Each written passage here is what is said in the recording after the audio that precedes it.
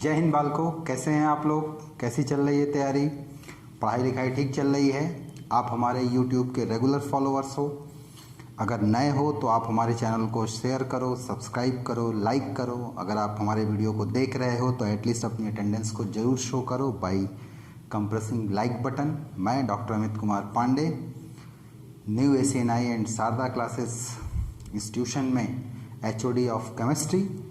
आज मैं आखिरी लेक्चर को डिस्कस करूंगा आपके एल्कली मेटल में, और वो हैं एल्कली मेटल के कुछ एक कंपाउंड्स।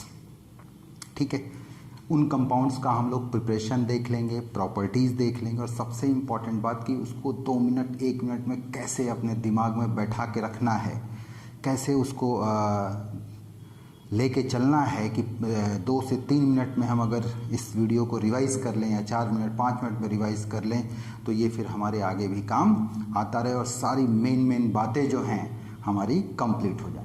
इनमें जो कंपाउंड हम एल्कली मेटल में रिवाइज़ करने वाले हैं वो है sodium hydroxide, microcosmic salt NaNH4 HPO4.4H2, sodium peroxide या ऑक्सेन Na2O2 बहुत पॉपुलर ऑक्सीडाइजिंग एजेंट है, सोडियम कार्बोनेट Na2CO3, और यही अगर 10H2 हो जाए तो वॉशिंग सोडा कहते हैं, ये आपके NCERT में भी दिया है। Potassium super oxide coloured ion paramagnetic having 1 unpaired electron in anionic part, कौन से ऑर्बिटल में? आप कहोगे pi antibonding molecular orbital, potassium sulphate. तो इन कंपाउंड्स को हमें प्रिपरेशन प्रॉपर्टीज़ के लेवल पर देखना है, और ऐसे देखना है कि लेक्चर बहुत बड़ा भी ना हो और पूरी बात भी कंप्लीट हो जाए। तो चलिए आप हमारे साथ शुरू करिए। ठीक है, अपने सभी सोशल मीडिया अकाउंट को बंद कर दीजिए, पूरी तरीके से कंसंट्रेट हो जाइए, हमारी एक एक बात को पकड़िएगा, और सबसे पहले इस लेक्चर को बड़े ही रेगुलर मोड में 2 से 3 बार देखिए, फिर आप इसका जो है नोट्स बनाइए, और देर आफ्टर जब भी रिवाइज करने का मन करे तो हेडफोन लगा करके फास्ट मोड में हमारा वीडियो चला दीजिए। पूरी बात बहुत कम समय में आपके दिमाग में एक बार पूरी गूंज जाएगी। चलेगा? तैयार हो गए? स्टार्ट करें? चलिए लेट्स स्टार्ट।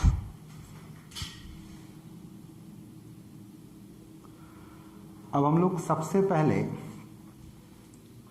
पहला कंपाउंड डिस्कस करते हैं NaOH को, जिसे हम लोग कास्टिक सोडा भी कहते हैं। ये इसको डिस्कस करते हैं।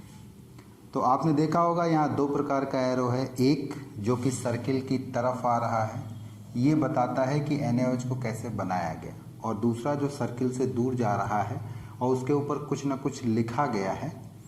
ठीक है, तो जो कुछ लिखा गया है उससे ये पता चलता है कि पर्टिकुलर चीज़ से ये NaOH रिएक्ट करके या पर्टिकुलर प्रोसेस में ये NaOH जा करके क्या कंपाउंड मेनली बनाता है। अब जैसे हम बात करें, हमने सबसे पहले एक्वस NaCl लिया, या इसी को हम लोग ब्राइन सोल्यूशन भी कहते हैं। कौन सा सोल्यूशन कहते हैं? ब्राइन सोल्यूशन भी कहते हैं। इस सोल्यूशन की जब इलेक्ट्रोलिसिस की जाती है तो जो सोल्यूशन बचता है कंटेनर में वो किसका होता है? NaOH का होता है। चलेगा? तो अगर आपको NaOH बनाना है तो सबसे बढ़िया तरीका कि नमक का सोल्यूशन तैयार करिए, ब्राइन सोल्यूशन तैयार करिए, और उसकी कराएंगे क्या चीज़ आप? इलेक्ट्रोलिसिस। ठीक, अब इस NaOH का रिएक्शन सेमी मेटल या एम्फोट्रिक मेटल के साथ कराइए, लाइक टिन हो गया या जिंक हो गया। तो NaOH टिन के साथ रिएक्ट करके सोडियम स्टेनेट देता है, जबकि जिंक के साथ रिएक्ट करके सोडियम जिंकेट देता है, और दोनों रिएक्शन बड़ी फेमस रिएक्शन है, खूब पूछी जाती है, नीट में कई बार पूछा गया। इसी तरीके से अगर NaOH का रिएक्शन हम मेटल और वाटर के साथ कराएं, और याद रहे मेटल में यहाँ बोरॉन या एल्यूमिनियम में से कोई एक हो, तो करस्पॉन्डिंग मेटाबोरेट देता है ये, या मेटा एल्यूमिनेट देगा आपका ये। अगर बोरॉन है तो सोडियम मेटाबोरेट, और एल्यूमिनियम है तो सोडियम मेटा एल्यूमिनेट होगा। चलेगा? इसी तरीके से अगर इसी NaOH का रिएक्शन हम किसके साथ करा दें? CO2 के साथ कराएं। CO2 एसिडिक गैस है, एसिडिक नेचर का होता है, और NaOH बेसिक होता है, तो ये एसिडिक गैसेस को एब्जॉर्ब करता है। तो CO2 ही नहीं, SO2 हो गया, NO2 हो गया, ये भी एसिडिक गैसें हैं, इनको भी ये एब्जॉर्ब करके करस्पॉन्डिंग सॉल्ट बना देगा। जैसे NaOH कार्बन डाइऑक्साइड से रिएक्ट करके सोडियम कार्बोनेट बनाएगा, NaOH NO2 नाइट्रोजन डाइऑक्साइड से रिएक्ट करके सोडियम नाइट्राइट बना देगा। इसी तरीके से NaOH सल्फर डाइऑक्साइड से रिएक्ट करके सोडियम सल्फाइड को बनाएगा। नाउ कुछ एक नॉन मेटल जो होते हैं जैसे फास्फोरस, सल्फर या हैलोजन हो गए, ये NaOH में डिसप्रोपियोनेशन रिएक्शन को शो करते हैं, बेसिक मीडियम में डिसप्रोपियोनेशन रिएक्शन को शो करते हैं। बड़ी ये पॉपुलर रिएक्शन है वाइट फास्फोरस की NaOH के साथ, कई बार पूछी गई है। इसमें वाइट फास्फोरस डिसप्रोपियोनेट करता है और डिसप्रोपियोनेट करके ये कौन सी रिएक्शन देता है आपका, आप कहेंगे कि डिसप्रोपियोनेशन रिएक्शन देता है, बनाता है सोडियम हाइपोफॉस्फाइट और साथ में कौन सी गैस निकलती है, फॉस्फीन गैस निकलती है। इसी तरीके से NaOH सल्फर के साथ जब रिएक्ट करता है तो बनाता है सोडियम थायोसल्फेट और सोडियम सल्फाइड, ये भी डिसप्रोपियोनेशन रिएक्शन है। यहाँ पर सल्फर दो प्रकार की ऑक्सीडेशन स्टेट में रिपोर्ट होता है, पॉजिटिव और क्या चीज़ आपका नेगेटिव। नाउ हैलोजन के साथ वाली रिएक्शन बड़ी इंपॉर्टेंट है और यहाँ हैलोजन से हमारा मतलब क्लोरीन, ब्रोमीन और आयोडीन से है। अगर ये हैलोजन हॉट और कंसंट्रेट कंडीशन में है तो हैलाइड और हैलेटाइन बनता है। हैलाइड जिसमें हैलोजन -1 ऑक्सीडेशन स्टेट में और हैलेटाइन जिसमें हैलोजन +5 ऑक्सीडेशन स्टेट में होता है। यही अगर हम लोग हैलोजन के साथ में रिएक्शन कराते हैं कोल्ड और डाइल्यूट कंडीशन में चलेगा, तो कोल्ड और डाइल्यूट कंडीशन में ये हैलाइड और हाइपोहैलाइड देता है। याद रहे यहाँ हैलोजन +1 ऑक्सीडेशन स्टेट में और हैलाइड में -1 में होता है। और ये रिएक्शन कई बार पूछी गई है NaOH को लेकर के भी और हैलोजन को लेकर के भी। तो आपको यहाँ याद रखना है कि हॉट एंड कंसंट्रेट कंडीशन में डिसप्रोपियोनेशन के क्या प्रोडक्ट हैं और कोल्ड और डाइल्यूट कंडीशन में डिसप्रोपियोनेशन के क्या प्रोडक्ट हैं। इसी तरीके से अब NaOH को अगर कार्बन मोनोऑक्साइड में हाई टेम्परेचर और हाई प्रेशर पे रखा जाए तो ये सोडियम फॉर्मेट का फॉर्मेशन करता है, पर याद रहे यहाँ टेम्परेचर और प्रेशर दोनों हाई होने चाहिए। एम्फोट्रिक ऑक्साइड भी NaOH में घुल जाते हैं। जैसे जिंक ऑक्साइड आपने अगर लिया तो ये NaOH में घुल करके सोडियम जिंकेट देगा। यही अगर एल्युमिनियम ऑक्साइड रहा या एल्युमिनियम हाइड्रोक्साइड रहा तो ये NaOH में घुल करके सोडियम मेटा एल्यूमिनेट देंगे। चलेगा, तो बस इसमें ज़्यादा नहीं, जो इम्पोर्टेंट है वो एसिडिक ऑक्साइड के साथ में इसका रिएक्शन, फास्फोरस सल्फर हैलोजन के साथ में रिएक्शन, और हैलोजन में याद रखिएगा कोल्ड डाइल्यूट हॉट कंसंट्रेटेड वाला, बाकी तो नॉर्मल चीज़ें कर लेंगे। बोलो भाई, चलते हैं अगले कंपाउंड की तरफ।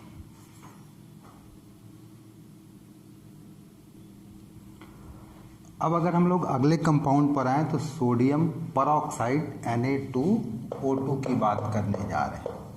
तो ये कंपाउंड जो होता है अपनी प्योर स्टेट में कलरलेस होता है, लेकिन इम्प्योर फॉर्म में ये येलो कलर का कंपाउंड होता है। येलो कलर इसलिए होता है क्योंकि इसके मिक्सचर में कुछ सोडियम सुपर ऑक्साइड भी मौजूद होता है और इसकी मौजूदगी की वजह से इसका कलर कैसा होता है, येलो होता है।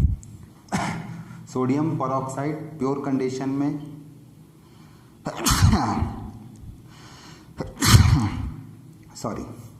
ये डायामैग्नेटिक होता है और साथ ही साथ आप कहेंगे कि ये कलरलेस होता है। नेक्स्ट बात, हम सोडियम परऑक्साइड को बड़ा अच्छा एब्जॉर्बर मानते हैं। कौन सी गैस के लिए, आपका CO2 गैस के लिए। इसलिए सोडियम परऑक्साइड सबमरीन्स जो होती हैं या ऐसे स्पेसेस जहाँ पर CO2 का कंसंट्रेशन ज़्यादा है उन जगहों पर इसका इस्तेमाल किया जाता है। अब हम लोग अगर आए देखें इसकी रिएक्शन को देखें तो सोडियम परऑक्साइड अगर डाइल्यूट H2SO4 के साथ लिया जाए तो ये हाइड्रोजन परऑक्साइड देता है। इसलिए मैं आपको एक बात बताऊं, सोडियम परऑक्साइड को हम डाई बेसिक एसिड का सॉल्ट मानते हैं, H2O2 का सॉल्ट मानते हैं। इसमें 2 हाइड्रोजन डिस्प्लेसफिल है और यहाँ 2 सोडियम मौजूद हैं, तो इसका ये सॉल्ट भी है। चलिए, इसी तरीके से सोडियम परऑक्साइड का रिएक्शन अगर मैग्नीज हाइड्रोक्साइड के साथ कराएं तो बड़ा इंपॉर्टेंट कंपाउंड मिलता है ग्रीन कलर का मैग्नेटाइन। MnO4 minus 2 ion, green colour का मैग्नेट आयन मिलता है। सोडियम परऑक्साइड की अगर हाइड्रोलिसिस कर दी जाए तो करस्पॉन्डिंग सोडियम हाइड्रोक्साइड और H2O2 मिलता है, हाइड्रोजन परऑक्साइड मिलता है। यही अगर सोडियम परऑक्साइड का रिएक्शन एल्युमिनियम के साथ करा दिया जाए तो एल्यूमिना मिलता है और सोडियम ऑक्साइड मिलता है, चलेगा। सोडियम परऑक्साइड का रिएक्शन अगर CrOH4 माइनस आयन के साथ कराया जाए तो ये क्रोमेट आयन देता है, किस ऑक्सीडेशन स्टेट वाला, +6 वाला। सोडियम परऑक्साइड कैल्शियम हाइड्रोक्साइड के साथ रिएक्ट करके कैल्शियम परऑक्साइड देता है। साथ ही साथ अगर सोडियम परऑक्साइड का रिएक्शन CO2, इसी रिएक्शन की वजह से इसका इस्तेमाल सबमरीन्स या आप कह सकते हैं कन्फाइंड प्लेस पे किया जाता है जहां CO2 कंसंट्रेशन ज़्यादा होता है। तो सोडियम परऑक्साइड CO2 से रिएक्ट करके सोडियम कार्बोनेट और कौन सी गैस देता है, ऑक्सीजन गैस देता है। सोडियम परऑक्साइड कार्बन मोनोऑक्साइड के साथ रिएक्ट करके सोडियम कार्बोनेट देता है, ठीक है। इसको हीट करना पड़ेगा, सोडियम कार्बोनेट देगा। लास्ट में सोडियम परऑक्साइड को अगर आप हॉट H2SO4 के साथ, डाइल्यूट नहीं, हॉट H2SO4 के साथ लें तो कौन सी गैस निकलती है, ऑक्सीजन गैस निकलती है, चल जाएगा। तो सोडियम परऑक्साइड, इसको ऑक्सेन भी कहते हैं, इम्प्योर फॉर्म में येलो कलर का सॉलिड होता है। सोडियम परऑक्साइड डायमैग्नेटिक होता है, तो उसमें मुख्य रूप से जो रिएक्शन आपको याद रखनी है, मैग्नीज हाइड्रोक्साइड वाली याद रखनी है, कैल्शियम हाइड्रोक्साइड वाली याद रखनी है, CO2 वाली याद रखनी है और डाइल्यूट और कंसंट्रेट सल्फ्यूरिक एसिड वाली याद रखनी है, चल जाएगा। बढ़ते हैं अगले कंपाउंड की तरफ। अब जो अगला कंपाउंड हम लोग डील कर रहे हैं वो है सोडियम कार्बोनेट। तो आप थोड़ा सा ध्यान दीजिएगा, सोडियम कार्बोनेट जो होता है वो कई तरीके का होता है। अगर हम लोग ले लें Na2CO3.10H2 तो इसे हम लोग कहते हैं वॉशिंग सोडा, इसको कहते हैं वॉशिंग सोडा। लेकिन यही अगर सोडियम कार्बोनेट .7H2O रहे, 7H2O रहे तो इसको हम लोग कहते हैं क्रिस्टल सोडा या क्रिस्टल एस कहते हैं। जबकि यही अगर केवल सोडियम कार्बोनेट रहे तो इसे सोडा एस कहा जाता है। और यही अगर सोडियम बाइकार्बोनेट अगर होता तो इसको हम लोग बेकिंग सोडा कहते हैं, चलेगा, बेकिंग सोडा कहते हैं इसको। अब मैं आपको बताऊं कमर्शियली जो इसको बनाते हैं हम लोग वो सॉल्वे प्रोसेस के थ्रू बनाते हैं, सॉल्वे प्रोसेस के थ्रू, जिसकी रिएक्शन मैंने पीछे आप लोगों को लेक्चर्स में बताई है। हाँ, एक बड़ा इंपॉर्टेंट पॉइंट NCERT का पॉइंट है जिसे बिना कहे नहीं रहा जा रहा कि जो सॉल्वे प्रोसेस होती है उससे सोडियम कार्बोनेट तो बनता है लेकिन पोटेशियम कार्बोनेट नहीं बनता। तो इसका रीज़न ये है कि जो पोटेशियम बाइकार्बोनेट है उसकी सॉल्युबिलिटी सोडियम बाइकार्बोनेट से ज़्यादा होती है, इस वजह से वो छन के बाहर नहीं आता, नतीजा हम उसको हीट करके कार्बोनेट में नहीं बदल पाते। जबकि कम सॉल्युबल होने की वजह से सोडियम बाइकार्बोनेट क्रिस्टल के फॉर्म में बाहर आ जाता है, जिसको सुखा करके हीट किया जाता है तो फिर क्या बनता है, सोडियम कार्बोनेट बनता है। तो ध्यान रहेगा, सॉल्वे प्रोसेस से सोडियम कार्बोनेट को हम लोग बनाते हैं। अब अगर सोडियम कार्बोनेट में कार्बोनिक वाटर पास किया जाए, ऐसा वाटर जिसमें CO2 घुला हुआ होता है, तो सोडियम कार्बोनेट घुल करके सोडियम बाइकार्बोनेट देता है। इसी तरीके से अगर सोडियम कार्बोनेट को कैल्शियम क्लोराइड के साथ रिएक्ट कराया जाए तो ये कैल्शियम कार्बोनेट देता है। सोडियम कार्बोनेट की अगर एसिडिक हाइड्रोलिसिस कर दी जाए, थोड़ा सा एसिड डाल दिया जाए, तो ये कौन सी गैस देगा, CO2 गैस। और कैसे कंफर्म करोगे, परखनली के मुंह पे जलता हुआ अगर आप तीली लेकर के जाएंगे तो वो बुझ जाएगा, क्योंकि CO2 गैस जलने का सपोर्ट नहीं करता। Now sodium carbonate sulphuric acid से अगर रिएक्ट करेगा तो सोडियम सल्फेट बनाता है, चलेगा। सोडियम कार्बोनेट की अगर आप वाटर में इसको डिप कर दो तो NaOH और क्या देगा आपका कार्बोनिक एसिड, जो थोड़ी देर बाद टूट करके वाटर और किस में बदल जाएगा आपका CO2 में बदल जाएगा। चलेगा। सोडियम कार्बोनेट, कैल्शियम हाइड्रोक्साइड, चूना पानी, इसके साथ क्या रिएक्ट करके देगा सोडियम हाइड्रोक्साइड और कैल्शियम कार्बोनेट, चल जाएगा। बोलो भाई, सोडियम कार्बोनेट या सॉल्वे प्रोसेस। क्लियर है हमारी बात? इसको इस प्रोसेस से बनाते हैं। समझ में आया? कोई दिक्कत? तो हम लोग 3 कंपाउंड कवर कर चुके, NaOH, साथ में हम लोगों ने कवर किया सोडियम परऑक्साइड, फिर हम लोगों ने कवर किया आपका सोडियम कार्बोनेट। चलेगा। बढ़ते हैं अगले कंपाउंड की तरफ। हाँ, तो अब हम लोग आते हैं अगले कंपाउंड पर, पोटेशियम सुपर ऑक्साइड। ये जो होता है कलर्ड, आप कहेंगे कि सुपर ऑक्साइड है आपका। कलर्ड इसलिए होता है क्योंकि इसके अंदर मौजूद जो एनायनिक पार्ट है ये एक अनपेयर्ड इलेक्ट्रॉन रखता है, इसका बॉन्ड ऑर्डर 1.5 आता है, पैरामैग्नेटिक होता है और क्रोम येलो कलर का ये कंपाउंड होता है। याद रहे, ये बहुत बढ़िया ऑक्सीडाइजिंग एजेंट होता है। KO2 की ऑक्सीडाइजिंग पावर जो होती है K2O2 से ज़्यादा होती है, क्योंकि KO2 हाइड्रोलिसिस पर H2O2 और ऑक्सीजन दोनों देता है, जबकि K2O2 केवल H2O2 देता है। तो डबल डबल ऑक्सीडाइजिंग एजेंट देने की वजह से इसकी ऑक्सीडाइजिंग पावर पोटेशियम परऑक्साइड से ज़्यादा होती है। नाउ बात को अगर हम आगे की तरफ बढ़ाएं तो ये बनता कैसे है? तो जब पोटेशियम के साथ, पोटेशियम को एक्सेस में ऑक्सीजन के साथ जब हम हीट करते हैं तो पोटेशियम सुपर ऑक्साइड बनता है। चल जाएगा। ये जो पोटेशियम सुपर ऑक्साइड है, अगर सल्फर के साथ ये हीट किया जाए तो पोटेशियम सल्फेट, और जो बना हुआ पोटेशियम सल्फेट अगर कोक के साथ हीट करें तो पोटेशियम सल्फाइड बनता है, K2S बनता है।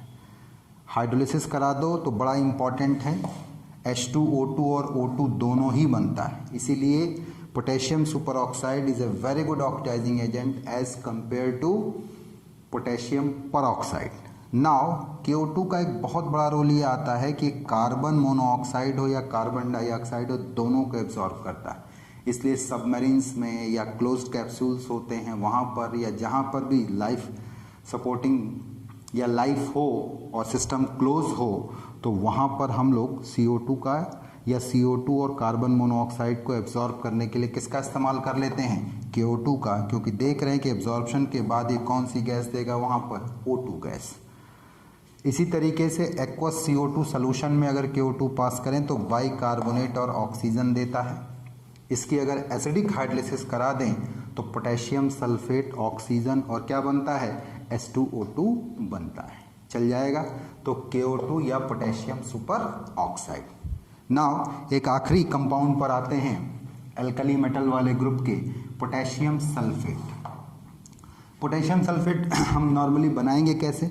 पोटेशियम को एक्सेस ऑफ ऑक्सीजन में हीट करेंगे तो पोटेशियम सुपर ऑक्साइड बनता है, जिसको सल्फर के साथ रिएक्ट कराने पर पोटेशियम सल्फेट बनता है। चलेगा। इसी तरीके से ये जो पोटेशियम सल्फेट बना है, इसे अगर हम बेरियम क्लोराइड के साथ रिएक्ट कराएं तो क्या बनेगा? बेरियम सल्फेट बनेगा। इसी पोटेशियम सल्फेट को कोक के साथ अगर हीट किया जाए तब पोटेशियम सल्फाइड बनेगा। ये रिएक्शन पहले भी हम लोग पढ़ चुके हैं। इसी पोटेशियम सल्फेट को अगर एल्युमिनियम सल्फेट के साथ रिएक्शन कराया जाए, एक्वस एल्युमिनियम सल्फेट के साथ, तो ये एलम देता है। जी हाँ, कौन सा एलम? पोटास एलम, फिटकिरी जिसको आप बोलते हैं। याद करिए, K2SO4 Al2SO4 whole thrice .24H2 potash alum. बोलो बालको। तो इस तरीके से हमारा जो एल्कली मेटल वाला चैप्टर है वो कंप्लीट हो जाता है। आपने जनरल प्रॉपर्टीज़ पढ़ ली, एटॉमिक फिजिकल प्रॉपर्टीज़ पढ़ ली, जनरल सॉल्ट के कैरेक्टरिस्टिक्स पढ़ ली और लास्ट में जनरल कंपाउंड का प्रिपरेशन और प्रॉपर्टीज़ देख लिया। अगर आप इतना कर ले रहे हैं तो इसके बाद आपके पास में जो भी DPP है, जो भी असाइनमेंट है, जो भी बुकलेट है, जो भी प्रीवियस ईयर पेपर आपके पास में मौजूद हैं या अनसॉल्व्ड पेपर आपके पास मौजूद हैं, तो उसमें इन टॉपिक्स के क्वेश्चंस को आप लगा लीजिए। जो क्वेश्चन नहीं आता उसको ज़रूर पूछिए, जो निकल गए तो बड़ी अच्छी बात है। ठीक है जी। 2 से 3 बार वीडियो लेक्चर्स को रिवाइज करिए, इसके नोट्स बना लीजिए और उसके बाद से आप सारे क्वेश्चन सॉल्व करिए। और जिस भी माध्यम से आप हमसे जुड़े हुए हैं उस माध्यम से अगर कोई डाउट है तो उसे ज़रूर क्लियर करिए। चल जाएगा।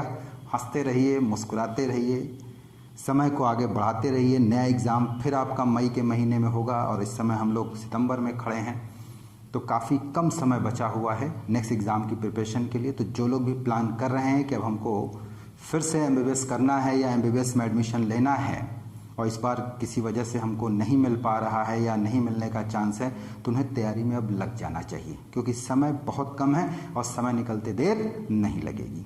ठीक है जी। मैं आपके साथ हमेशा खड़ा रहूँगा। हमारी ऑफलाइन और ऑनलाइन दोनों क्लासेस स्टार्ट हो रही हैं, तो आप करस्पॉन्डिंग सेंटर पर आकर के इंक्वायरी कर सकते हैं और अपनी क्लासेस को आप स्टार्ट कर सकते हैं। ठीक है जी। चल जाएगा। मैं डॉक्टर अमित कुमार पांडे अलविदा लेता हूँ। फिर मिलेंगे हम लोग team new ACNI and Sharda classes की तरफ से। जय हिंद बालकों।